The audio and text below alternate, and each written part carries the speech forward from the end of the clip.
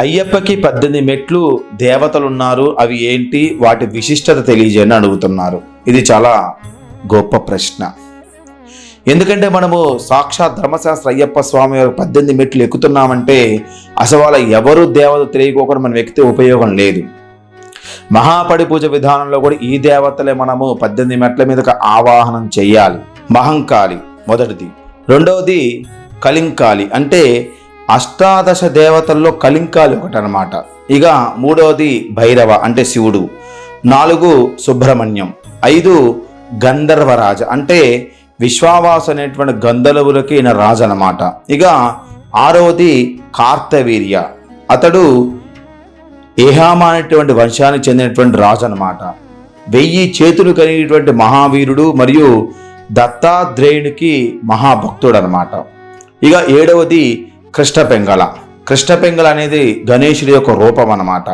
ఇక 8వది భేతాళ, శివుని యొక్క భైరవ రూపంగా పూజించేటువంటి రూపం. ఇది గోవాలోని బిచోలిం అనేటువంటి అమేన గ్రామంలో ఒక హిందూ దేవాలయంలో ఉన్నటువంటి భేతాళ అనేటువంటి శివుడి యొక్క భైరవ రూపం.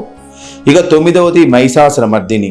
మహిషాసురమర్దిని దేవి అంటే మనము మహిషానికి సంబంధించిన దుర్గాదేవి. ఇక 10వది నాగరాజు అంటే ఆదిశేషుడు. 1000 తల్లున్నటువంటి ఆదిశేషుడు విష్ణువునికి ఆధారంగా, కాబట్టి వాసుకి అంటే శివుడి మెడలో ఉన్నటువంటి పాము వాసుకి, కాబట్టి నాగరాజ ఆదిశేషుడికి సంబంధించేటువంటి అధిపతి అనమాట. ఇక 11వది రేణుకా పరమేశ్వరి.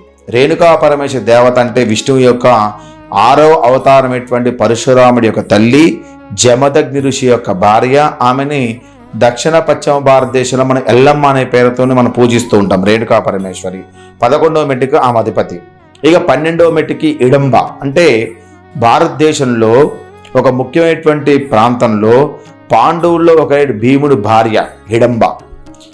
ఏంటంటే ఈమె ఘటోత్కచుడి యొక్క తల్లి.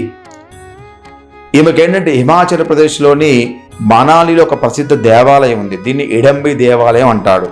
కాబట్టి ఇడంబరాసురుడు ఒక రాక్షసుడితో కలిసి అడవిలో నివసించే రాక్షసిగా ఉండేది.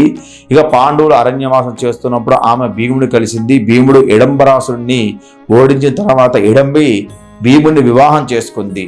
కాబట్టి ఇడంబరాసురుడు ఒక రాక్షసుడితో కలిసి అడవిలో నివసించే రాక్షసిగా ఉండేదన్నమాట. ఇక పాండవులు అరణ్యవాసం చేస్తున్నప్పుడు ఒక పెద్ద కథగా ఉండేది. అప్పుడు భీముడు ఇడంబరాసుని చంపి భీముడిని వివాహం చేసుకుంటుంది, అందుకని ఇడంబి దేవత అక్కడ పెట్టడం జరిగింది. ఇక 13వది